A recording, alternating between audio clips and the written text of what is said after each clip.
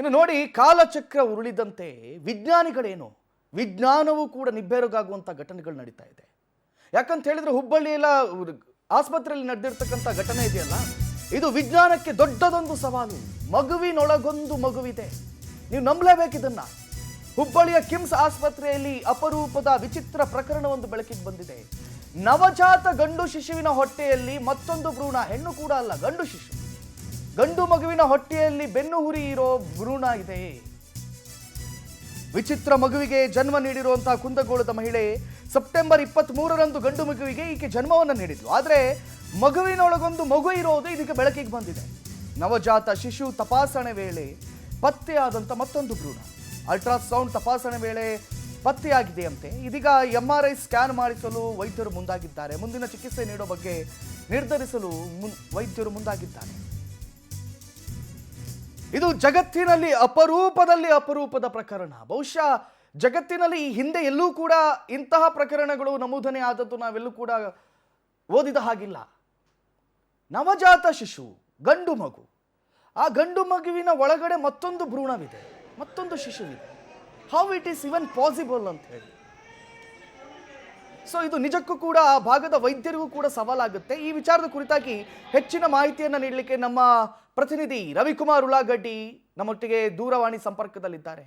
ರವಿಕುಮಾರ್, ಇದು ವಿಜ್ಞಾನಕ್ಕೆ ಒಂದು ಸವಾಲು, ಕೇವಲ ವಿಜ್ಞಾನಿಗಳಿಗಲ್ಲ, ಆ ಡಾಕ್ಟರ್ಗಳಿಗೂ ಕೂಡ ಇಂಥ ಒಂದು ಪ್ರಕರಣವನ್ನು ಬಹುಶಃ ಅವರ ಜೀವಮಾನದಲ್ಲಿ ನೋಡಿರಲ್ಲ, ಜೀವಮಾನದಲ್ಲಿ ಊಹಿಸ್ಕೊಂಡು ಇರಲ್ಲ. ಮಗುವಿನ ಒಳಗೆ ಇನ್ನೊಂದು ಮಗು ಅಂತ ಹೇಳಿದ್ರೆ ಬಹಳ ವಿಚಿತ್ರವಾಗಿದೆಯಲ್ಲ. How it is possible? ಅದು ಬಹುಶಃ ನಮಗೆ ಎಕ್ಸ್ಪ್ಲೇನ್ ಮಾಡೋಕ್ಕೆ ತುಂಬ ಕಷ್ಟ. ಯಾಕಂತ ಹೇಳಿದ್ರೆ ಇವನ್ ವಿಜ್ಞಾನಿಗಳಿಗೂ ಕೂಡ ಇದೀಗ ಕಷ್ಟ ಆಗಿರುತ್ತೆ, ಅದು ಕೂಡ ಗಂಡು ಮಗುವಿನ ಹೊಟ್ಟೆಯ ಒಳಗಡೆ. ಅಲ್ಲಿನ ಈಗ ಡಾಕ್ಟರ್ ಏನಾದರೂ ಡಿಸೈಡ್ ಮಾಡಿದಾರಾ ಆಪರೇಷನ್ ಮಾಡೋಕ್ಕೆ, ಅಥವಾ ಯಾವಾಗ ಆಪರೇಷನ್ ಮಾಡ್ಬೋದು? ಏನೇನು ಅಪ್ಡೇಟ್ಸ್ಗಳು ಬರ್ತಾ ಇದೆ ರವಿಕುಮಾರ್?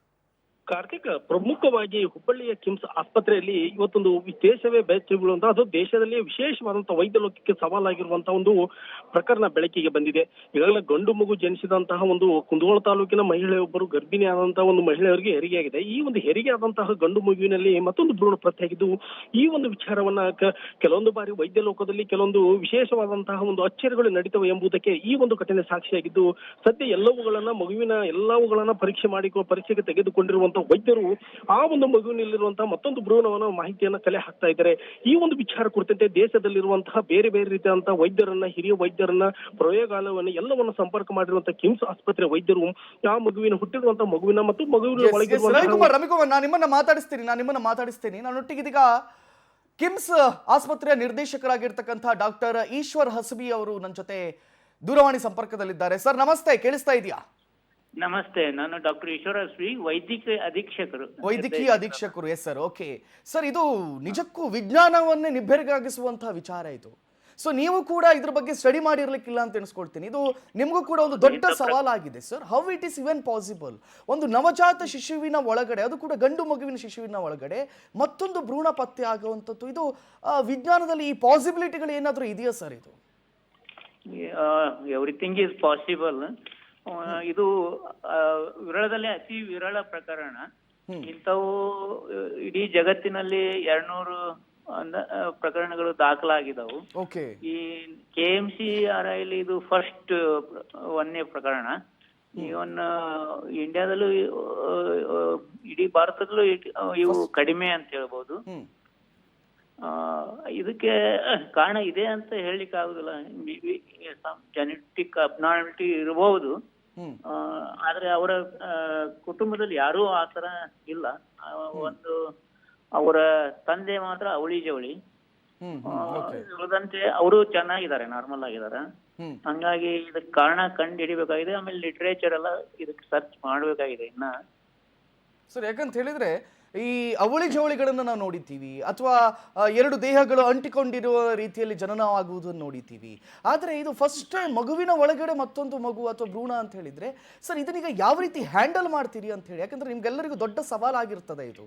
ಸೊ ಯಾವ ರೀತಿ ಇದನ್ನ ಹ್ಯಾಂಡಲ್ ಮಾಡ್ಲಿಕ್ಕೆ ಏನಾದರೂ ಮೀಟಿಂಗ್ಗಳನ್ನ ಮಾಡಿದ್ದೀರಾ ಸರ್ ಅದ್ರ ಬಗ್ಗೆ?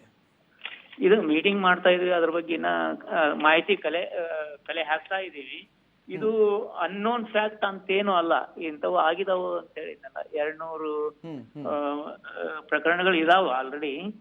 ಅವು ಅವಳಿ ಜವಳಿ ಬಹಳ ಸಾಮಾನ್ಯ, ಅವು ಇದ್ದೇ ಇರ್ತಾವ, ಎಲ್ಲ ಅವು ಇರುವುದು. ಇಂಥ ಪ್ರಕರಣಗಳು 3-4 ಕೋಟಿಗೆ ಒಂದರಂತೆ ಆಗ್ತಾವು. Yes sir thank you.